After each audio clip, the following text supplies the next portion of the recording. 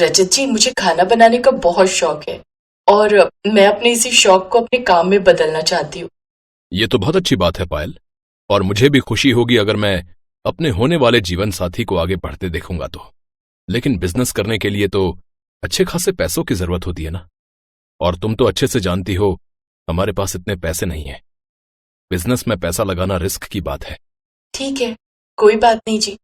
ये कहानी है पायल की, जिसको कुकिंग का बड़ा शौक था। उसकी शादी शहर में रहने वाले एक मिडिल क्लास लड़के रजत के साथ हो जाती है। रजत शहर में अपने माता पिता और बहन के साथ रहता था, जबकि पायल एक गरीब घर की लड़की थी जो गांव से ब्याह कर आई थी। रजत और पायल की शादी को कुछ दिन ही हुए थे।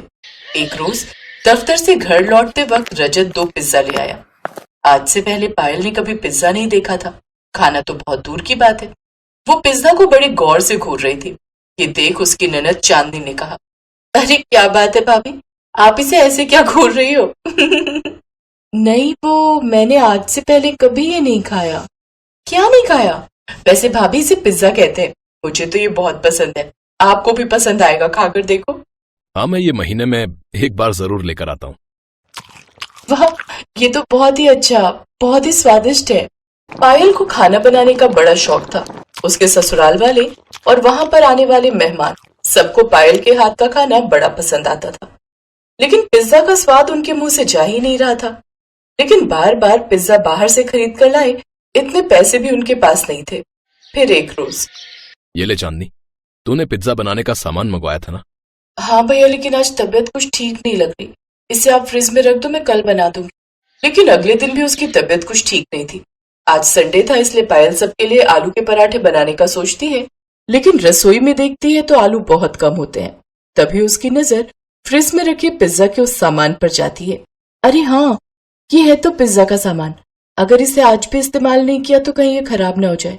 क्यों ना मैं सबके लिए आज पिज्जा पराठा बनाऊं? हाँ, ये ठीक रहेगा। पायल ने ये सोचकर फोन में देखकर पिज्जा पराठा की तैयारी शुरू कर दी और वो सबसे पहले वो पराठा अपनी ननद के पास लेकर जाती है, जिसे खाती चांदनी कहती है, अरे वाह, सच में मजा आ गया। क्या कमाल का पिज्जा पराठा बना है, सचमुच मजा ही आ गया। अब घर में सबको उसका पिज्जा पराठा बड़ा पसंद आया। अब तो हर 15 दिन में वो ऐसे ही सबके लिए पिज्जा पराठा बनाती। वो सभी एक साथ बड़े खुश थे। लेकिन एक रोज जैसे उनकी खुशियों को किसी की नजर ही लग गई। क्या हुआ बेटा, तू इतना उदास क्यों है? क्या बताऊं माँ, आज बॉस ने अपने कैबिन में बुलाया और ये लेटर मुझे थमा दिया। क्या लिखा है इसमें भैया, दिखाओ तो। चांदनी ने वो लेटर पढ़ा तो धड़ाम से कुर्सी पर बैठ गई। क्या हुआ बेटी, बता तो, इसमें ऐसा क्या लिखा है? भैया की नौकरी चली गई है। ये सुनकर सबका चेहरा उतर गया। आप सब टेंशन मत लो, मैं जल्द ही कोई ना कोई नौकरी ढूंढ लूंगा। तू जानता है ना बेटा, पहले ही तुम्हें कितना समय लगा था ये नौकरी ढूंढने में। आजकल नौकरी मिलना इतना आसान नहीं है बेटा।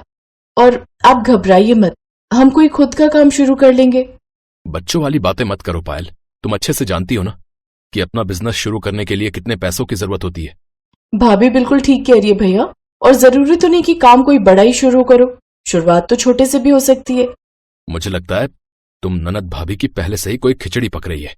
वाह, आप तो बड़े स्मार्ट हो। अब ये बताओ, क्या सोचा है तुम दोनों ने? आप तो जानते ही हो भैया, भाभी के हाथों में कमाल का जादू है, इसलिए हमने मिलकर पिज्जा पराठा बनाकर बेचने का सोचा है।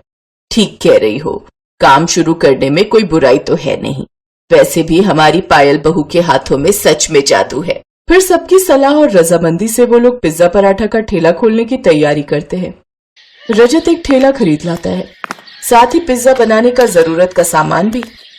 अगले दिन से वो बड़े ग्राउंड में लगे मेले के बाहर पिज्जा पराठा का ठेला लगा लेते हैं। अब पायल चांदनी की मदद से फटाफट पिज्जा पराठा बनाती है। उस ठेले पर बड़े बड़े अक्षरों में लिखा हुआ था, पिज्जा पराठे वाली। ये अलग सा नाम सुनकर लोग उसके पास आते हैं। अरे वाह, पिज्जा पराठा सुनने में कुछ अलग लगता है। बताइए तो, कैसा पिज्जा पराठा है ये? जी, हमारे पास पिज्जा पराठा चीज वाला, प्याज वाला और टॉपिंग वाला हर तरह का मिलता है। बताइए तो कौन सा लगा दूं आपको? यार सुमित, टॉपिंग पराठा खाकर देखते हैं, कुछ अलग लग रहा है। फिर वो टॉपिंग पिज्जा पराठे को ऑर्डर देते हैं। पायल जल्दी से उन्हें पिज्जा पराठा बनाकर देती है, जिसे खाते ही वो दोनों पिज्जा पराठा की तारीफ करते हैं।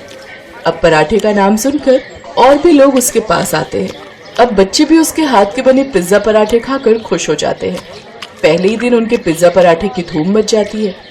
शाम को वो सब जब घर आते हैं तो पहले दिन की कमाई देखकर हैरान रह जाते हैं। अब ये तो कमाल हो गया। मुझे तो लगा था लोगों को 6-7 महीने लग जाएंगे ये समझने के लिए कि पिज्जा पराठा भी कोई चीज होती है, लेकिन आजकल के नौजवान पीढ़ी तो पिज्जा का नाम सुनकर ही जैसे खाने चली आई। पहले दिन ही हमने इतनी कमाई कर ली, इतनी तो मैं हफ्ते भर में भी नहीं कमा पाता था।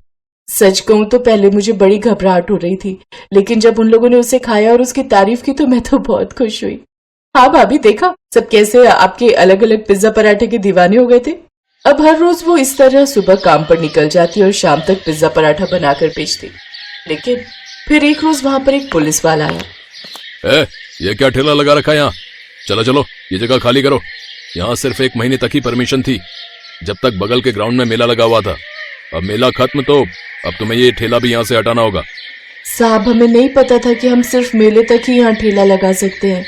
साहब, मेरे पति की नौकरी चली गई है, घर में बूढ़े सास ससुर और साथ में जवान ननद है साहब।